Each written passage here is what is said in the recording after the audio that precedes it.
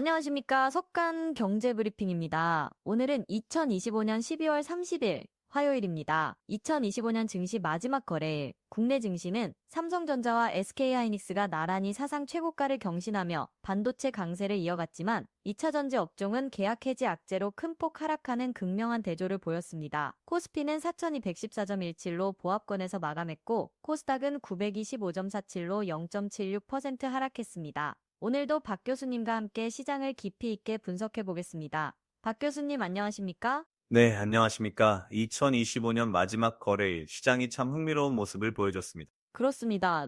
올해 마지막 거래일답게 여러 의미가 담긴 장세였는데요. 먼저 국내 증시 시황부터 짚어보겠습니다. 박 교수님, 코스피가 4,214.17로 마이너스 0.15% 소폭 하락 마감했습니다.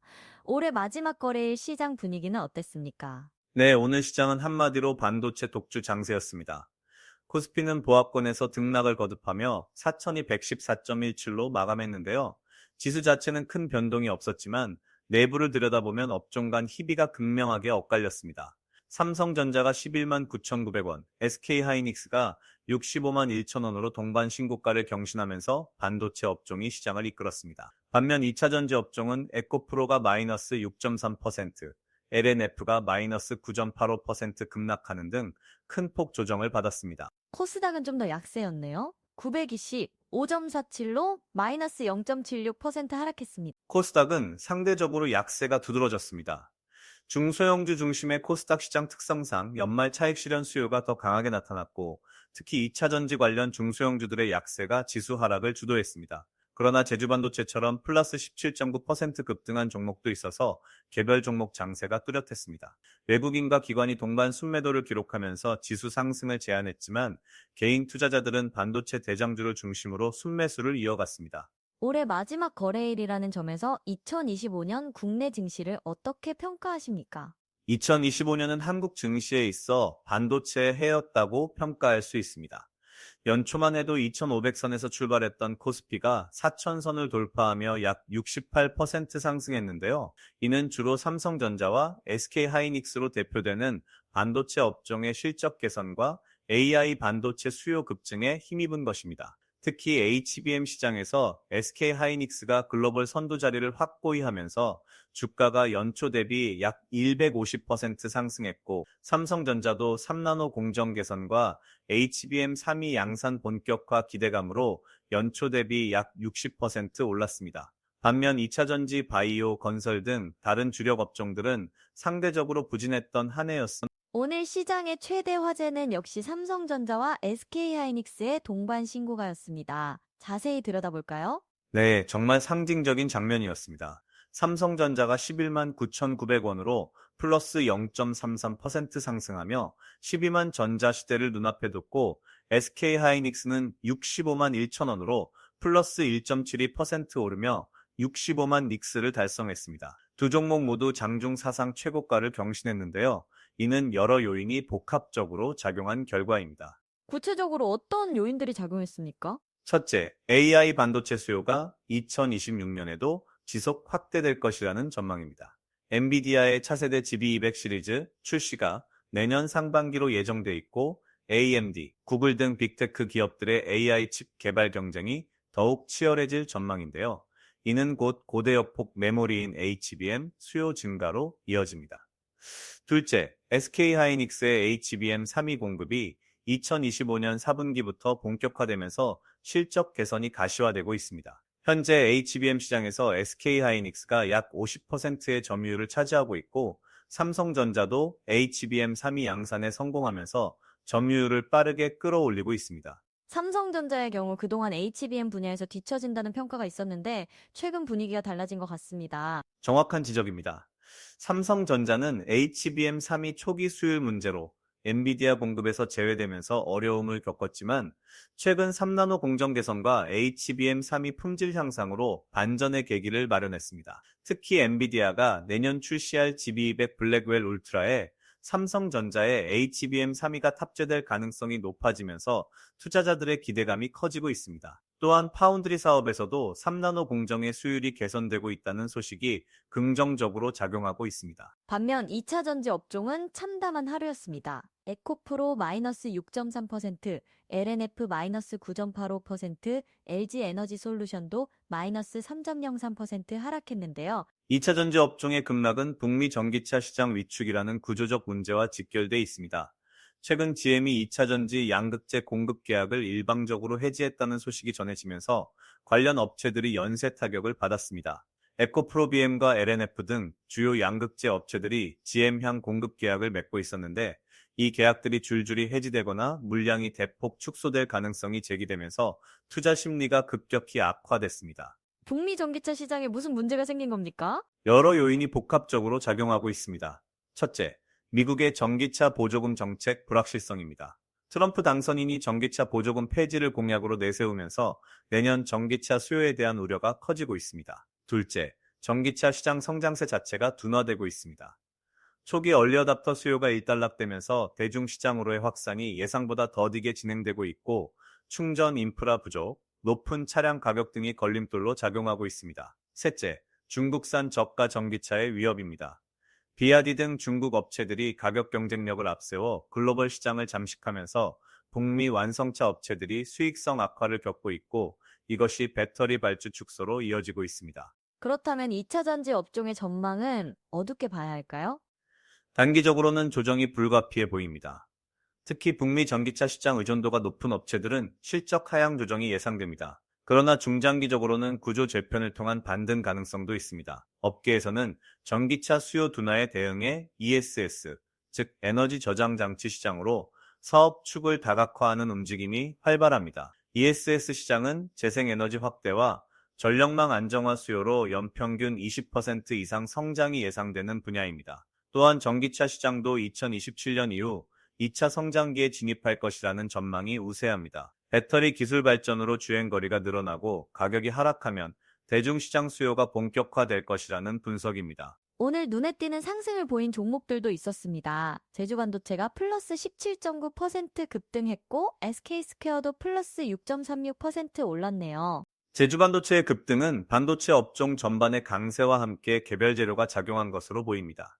최근 파운드리 수주 확대 기대감과 함께 기술적 반등 수요가 유입된 것으로 분석됩니다. SK스퀘어의 경우는 자회사인 SK하이닉스의 신고가 행진이 모회사 가치 재평가로 이어진 측면이 있습니다. SK스퀘어는 SK하이닉스 지분 약 20%를 보유하고 있는데 하이닉스 주가가 상승하면 지분 가치가 증가하면서 SK스퀘어 주가도 동반 상승하는 구조입니다. 현대차도 플러스 1.02% 상승하며 29만 6,500원을 기록했습니다.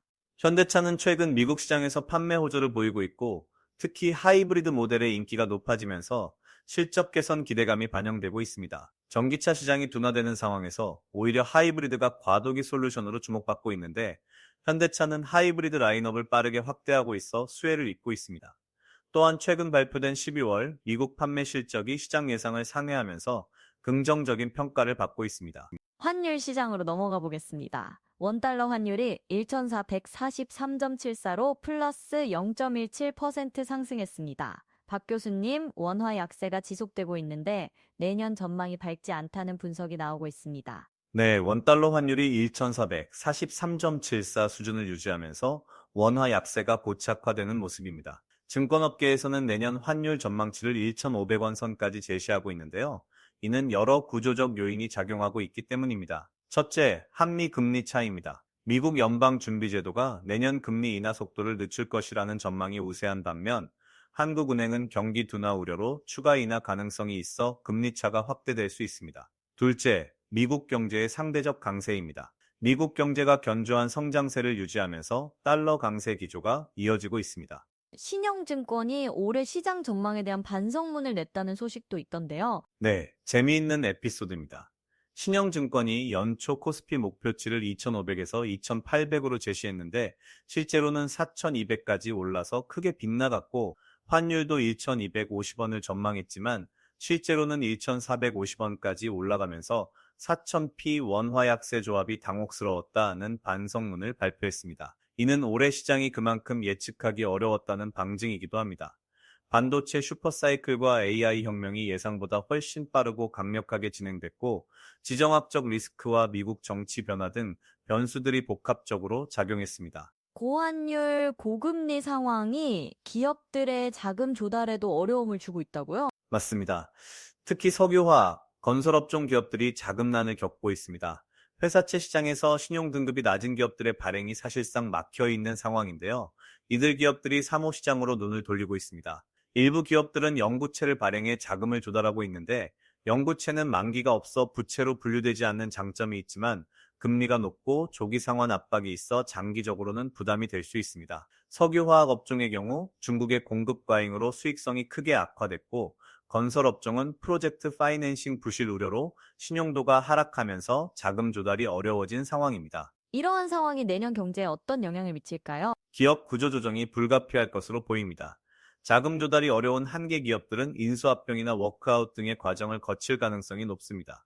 다만 정부가 기업 구조 조정 프로그램을 가동하고 있고 금융권도 선제적으로 대응하고 있어 시스템 리스크로 확산될 가능성은 제한적입니다. 오히려 이러한 구조 조정을 통해 경쟁력 있는 기업들이 시장 점유율을 확대하는 기회가 될 수도 있습니다. 중요한 것은 기업들이 고금리, 고환율 환경에 적응해 재무 구조를 개선하고 수익성을 높이는 것입니다. 미국 증시로 넘어가 보겠습니다. 어제 미국 시장은 전반적으로 약세였습니다. S&P 500이 6,905.74로 마이너스 0.35%, 나스닥이 23,474.35로 마이너스 0.5%, 다우도 48,461.93으로 마이너스 0.51% 하락했습니다. 미국 증시는 연말 차익 실현 압력과 함께 경제 지표에 대한 엇갈린 해석으로 혼조세를 보였습니다. 최근 발표된 경제 지표들이 미국 경제의 연착륙 가능성을 시사하고 있지만 동시에 연준의 금리 인하 속도 조절 가능성도 높아지면서 투자 심리가 다소 위축됐습니다. VIX 지수가 14.15, 플러스 4.41% 상승한 것도 시장의 불안감이 다소 높아졌음을 보여줍니다. 개별 종목을 보면 테슬라가 마이너스 3.27%로 큰 폭 하락했네요. 테슬라는 459.64달러로 마감했는데 최근 일론 머스크의 정치 활동 강화와 전기차 판매 둔화 우려가 복합적으로 작용했습니다. 테슬라는 올해 들어 약 60% 이상 상승하며 강세를 보였지만 최근 들어 차익 실현 압력이 강해지고 있습니다. 특히 중국 시장에서 비아디 등 현지 업체들과의 경쟁이 심화되고 있고 유럽 시장에서도 판매가 예상보다 부진한 것으로 나타나면서 실적 우려가 제기되고 있습니다. 반면 애플은 소폭 상승했습니다. 273.76달러로 플러스 0.13% 올랐네요. 애플은 아이폰 16 시리즈의 판매가 예상보다 견조하다는 분석이 나오면서 지지를 받았습니다. 특히 중국 시장에서 프리미엄 스마트폰 수요가 회복되고 있다는 소식이 긍정적으로 작용했습니다. 또한 애플이 내년 출시할 AI 기능 강화 모델에 대한 기대감도 주가를 뒷받침하고 있습니다. 애플은 생성형 AI를 아이폰에 통합하는 작업을 진행 중인데 이것이 새로운 업그레이드 사이클을 촉발할 것이라는 전망입니다. 엔비디아는 마이너스 1.1% 하락해 188.2달러를 기록했습니다.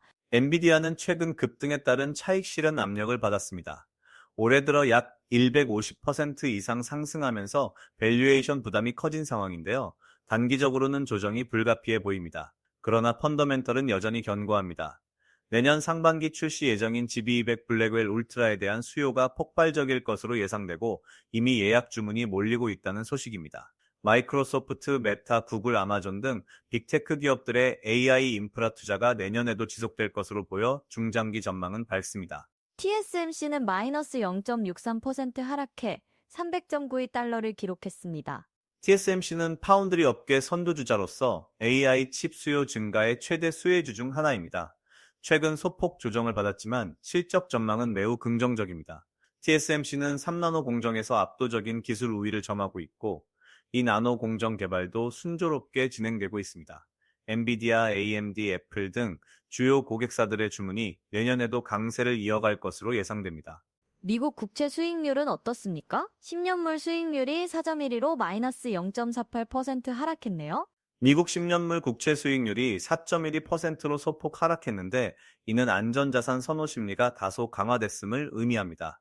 연말 시장 변동성 확대 우려로 채권 매수세가 유입된 것으로 보입니다. 다만 내년 전망을 보면 국채 수익률이 다시 상승할 가능성이 있습니다. 연준이 금리 인하 속도를 늦출 것으로 예상되고 트럼프 행정부의 재정 확대 정책으로 인플레이션 압력이 높아질 수 있기 때문입니다. 은 가격도 주목할 만하다고 들었습니다. 네, 올해 은 시장이 금보다 더 큰 상승률을 기록했습니다. 은은 악마의 금속이라는 별명이 있을 정도로 변동성이 큰 자산인데요. 올해는 산업 수요 증가와 투자 수요가 동시에 확대되면서 약 30% 이상 상승했습니다. 특히 AI 반도체와 태양광 패널 제조에 은이 필수적으로 사용되면서 산업 수요가 급증했습니다. 은은 전기 전도성이 가장 우수한 금속이기 때문에 반도체, 전자제품, 신재생 에너지 분야에서 수요가 계속 늘어나고 있습니다. 구리도 슈퍼사이클 조짐을 보이고 있다는 분석이 나왔더군요. 구리 시장이 매우 흥미롭습니다. 금은에 이어 구리도 공급 부족 우려가 커지면서 가격 상승 압력이 높아지고 있습니다. 일부 애널리스트들은 구리 가격이 톤당 1만 5천 달러까지 상승할 수 있다고 전망하고 있는데요. 이는 전기차, 신재생 에너지, 데이터 센터 등 구리 집약적 산업의 성장으로 수요가 폭발적으로 증가하는 반면 신규 광산 개발이 부진해 공급이 따라가지 못하고 있기 때문입니다. 구리는 전력 인프라의 핵심 소재이고 전기차 한 대에는 내연 기관차보다 약 4배 많은 구리가 사용됩니다. 글로벌 전력화 추세가 가속화되면서 구리 수요는 기하급수적으로 증가할 전망입니다. 원유는 어떻습니까? WTI 원유가 58.03달러로 거의 보합권이네요. 원유 시장은 약세 기조를 유지하고 있습니다. 58.03달러로 마이너스 0.09% 소폭 하락했는데요. 글로벌 경기 둔화 우려와 미국의 원유 생산 증가가 가격을 억제하고 있습니다. 오펙 플러스가 감산을 연장하고 있지만 시장에 미치는 영향은 제한적입니다. 특히 중국의 원유 수요가 예상보다 부진한 것이 가격 상승을 제한하는 요인입니다. 다만 중동 지정학적 리스크가 상존하고 있어 공급 차질 우려는 여전히 존재합니다. 암호화폐 시장으로 넘어가 보겠습니다. 비트코인이 87,795.76달러를 기록했는데 변동률 데이터가 없네요. 비트코인은 최근 9만 달러를 돌파했다가 조정을 받으며 8만 7천 달러 후반대에서 거래되고 있습니다. 올해 비트코인은 약 120% 상승하며 기관 투자자들의 본격적인 유입을 확인했습니다. 특히 비트코인 현물 ETF 승인이 가장 큰 호재였는데요.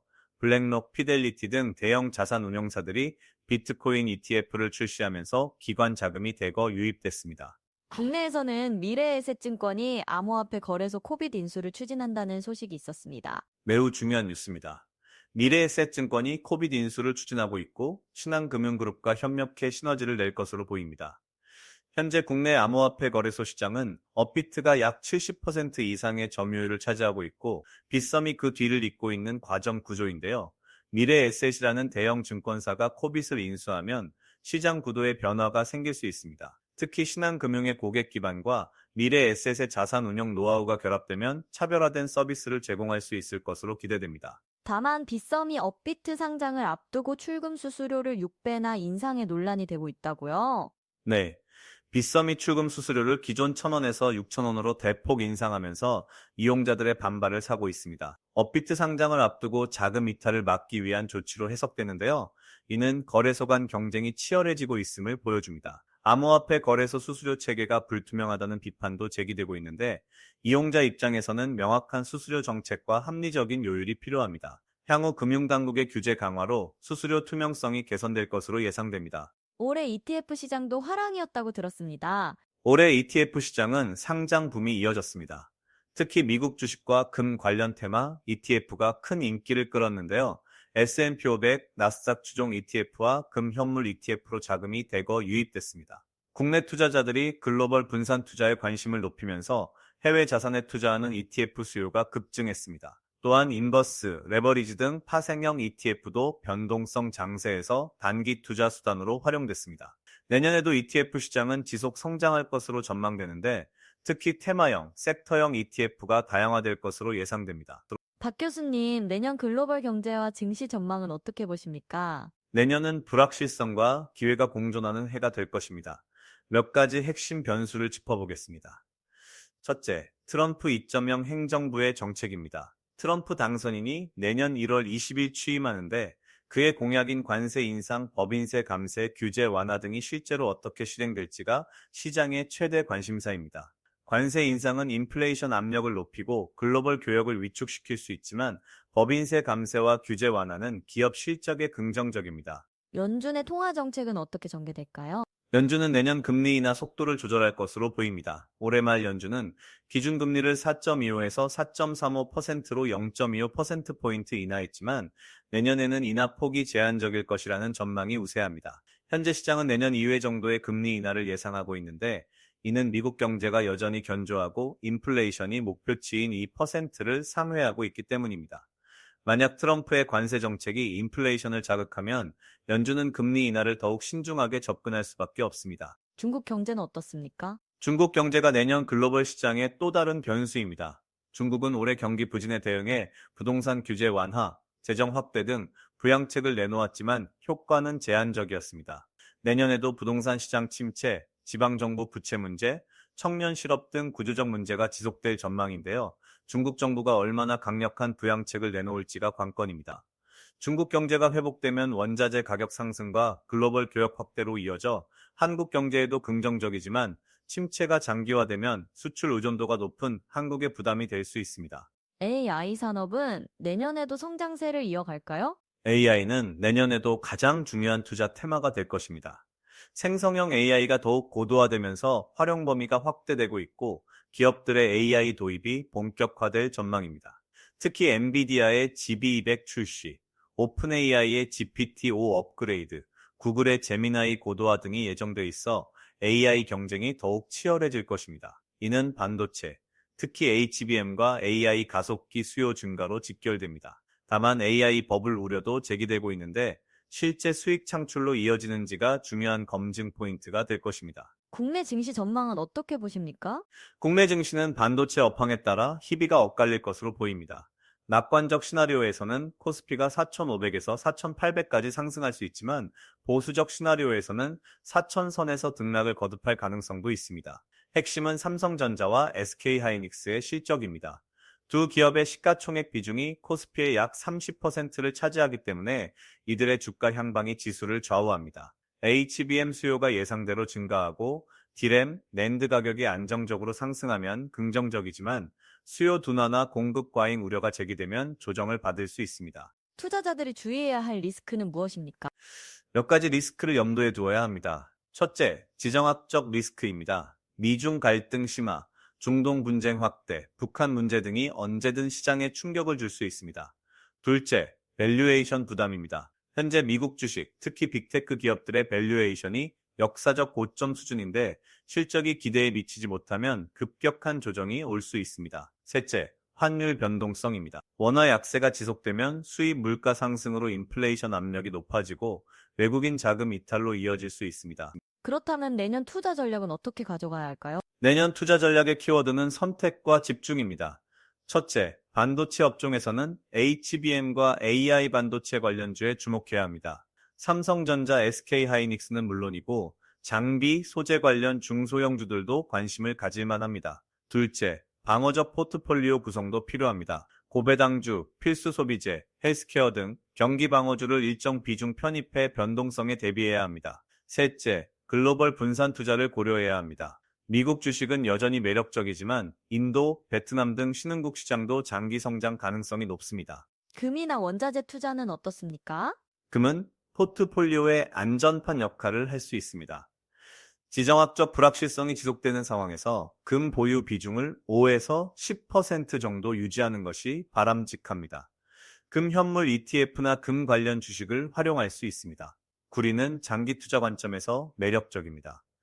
전력화 추세가 가속화되면서 구리 수요는 구조적으로 증가할 것이고 공급 제약으로 가격 상승 압력이 높습니다. 구리 광산주나 구리 ETF를 고려해 볼 만합니다.